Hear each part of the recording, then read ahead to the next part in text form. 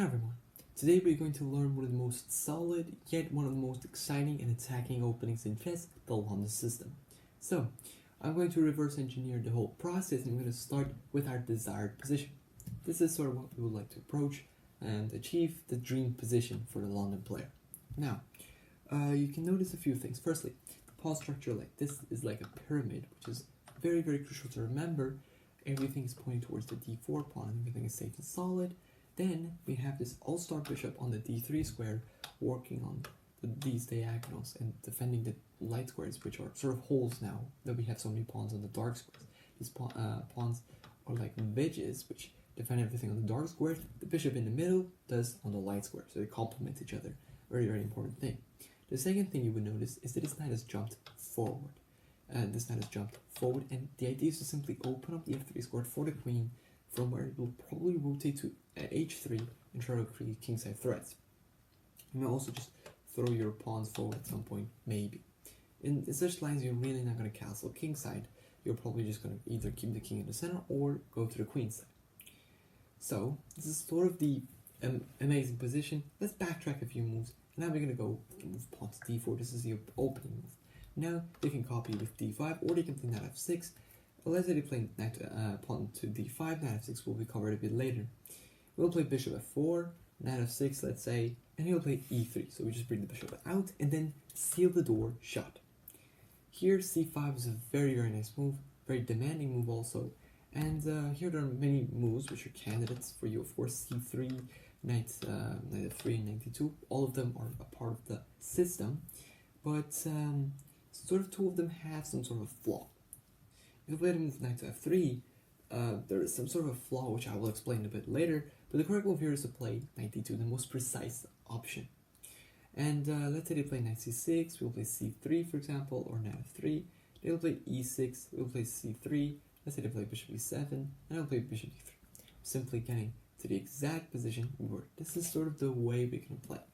Now, the move orders are not that important, but some tweaks can actually change things drastically. I'll tell you what I meant by that just in a moment, but let's before that go towards some of the queen b6 setups, which black can employ with dangerous play on the queen side. Let's say we play c5, our preferred move knight to knight c6, pawn c3, and a move queen to b6.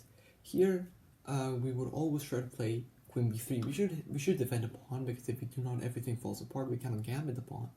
And if white gets taken, this is a very, very good queenless middle game, because our rook is open and everything is just really fine. The double pawns are not important at all. They cannot be attacked. So, knowing this, black would play the move c4, saying, okay, now, well, you're gonna take me. And this endgame, this middle game, technically, also is very, very fine for black. So, we know this, we're gonna drop back.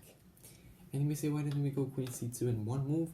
In one go? Well, the reason is that this c4 move takes the pressure off and you're sort of overextended. We're going to play this move pawn to e4 and we're going to be chilling. It's going to be great.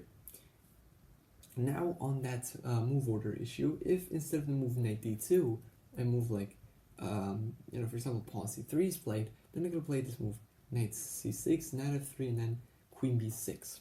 We say, it's not a big deal, right? You may think. But after the move queen b3, c4, unlike the last game, unlike the last variation, is very strong, because the move queen c2 is met with the absolute thunderstorm bishop to f5. Amazing move. And it is hanging. Of course it's hanging. But if you take it, now it'll take on b2. That is why the knight on b2 was very crucial, so that the rook has some breathing room. Here you're just simply going to lose the rook and the game with it. So this is why you have to, sort of be careful and develop this knight and before make it on attacks, In many cases, you saw a bishop being blocked with the pawn on e6. So let's say, why not they just simply, after the move, for example, pawn to c, instead of the move pawn to c5, they just bring their bishop out. The reason is that this pawn is weak now. The queen side, the whole queen side is a bit vulnerable. And here what I really like is to just switch to the queen's gambit with the move pawn to c4. Now everything is open, the queen can go to b3 and we can put a lot of pressure. Say they play e6, knight c3, bishop e7 and queen b3. It gives us an amazing position. We have great pressure here, good pressure here, and everything is just looking fine for us. Well, this is one way, so normally the bishop does not go out, at least as early as the third move. And this is sort of why it happens. And let me just tell you, for example, let's say you play e3, e6, and like, let's say we're trying to just finish our London setup, and play bishop d6, right? You wouldn't want to take, because you're simply just going to either take with the pawn, or they're going to take with the queen. We do not control the e5 square anymore, which was a cornerstone of our strategy. For example, pawn takes, now they're just trying to go over here, and this is not good at all for us. So, you know, we're going to say that we're going to do something else. Now, after the move, let me get here, bishop d6, there are many ways. For example, you can just ignore everything, play bishop d3. And some people would go, haha, double pawns, you bozo, you're so bad. But you can say, no, you're bad, really. Because you have great control over e5, which was necessary. It's some sort of a Stonewall structure, sort of, without having a weak square on e4, because there's always a pawn which can help it. Now we can just control the e4 square and also the e5 square. Very, very fine for us. Another way to simply play this is with the bishop just sliding back to the g3 square. This is the most popular approach. If you take it, I just simply take back with my pawn, and just look at this. Absolutely amazing. With the bishop, I can just avoid castling completely and just try to go for your king. Now there are also, like, for example, the move knight to e5. This is also working, just jumping with the knight in. But this is less popular and less strong, of course. So, there are some ways which black can play which is not at all ambitious and not at all something to worry about. For example, let's say they play knight c6. This is just pure garbage. We're simply going to finish your setup. Say we finish the triangle, we just go forward, and we're just going to play this move. Let's say play 92, 92, and like go here. This is an amazing position for us. Everything is good. We have the same idea. Queen b3 up and over. That's just all we want to look for. And there are many cases where we just swashbuckle our opponents, and this is a crazy thing. Now I'm going to give you some sort of tools against other moves. For example, the starting move with knight f6. Here, of course, the London move is to play the move bishop to f4. And here there are two setups. You either just transpose into whatever we played before, or you're going to play something, you know, some sort of different. Like, if you play e6, this is not really that strong, because firstly you just blocked your bishop voluntarily without being sort of inclined to do so, and you're just going to play for c5. So we can just simply play c5 anyway, right? Something like this.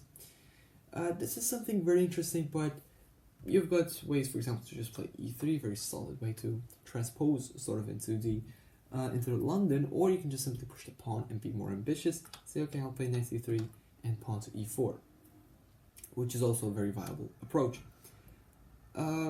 Some cases, for example, let's say they play d6, we play knight c3. Here, in case of e5, you should not follow the rule of an anarchy chess and play en passant, because that is not good at all. You should play the move pawn, bishop to g5. And we're going to complete the center with e4. We're going to have a good game. It's very close though, but you can definitely find some squares for your pieces. Of course, a video is going to come out on that a bit later. Just wait a little bit. Against c5 again, you can either just play d5 as I said, or play the same way. Now we're going to go for the other setup, knight f6, bishop f4. You can also play in the King's Indian type of way, g6. And you can go c4 and go into some mainline theoretical battleground, but you can also just simply play knight c3, which is a very fine move. And let's say they just stop you from playing e4, taking the center. We can now just play queen d2. And we're going to castle long, and we're going to play queen e6, bishop h6, and like here. And takes is just amazingly good for us. Not that it's winning, of course, but it just kind of castled this way, and we got a very fine game. We can just play here, we can just throw our pawns forward, you know, a very, very good position for us. So, I guess that's it. Thanks for watching this far.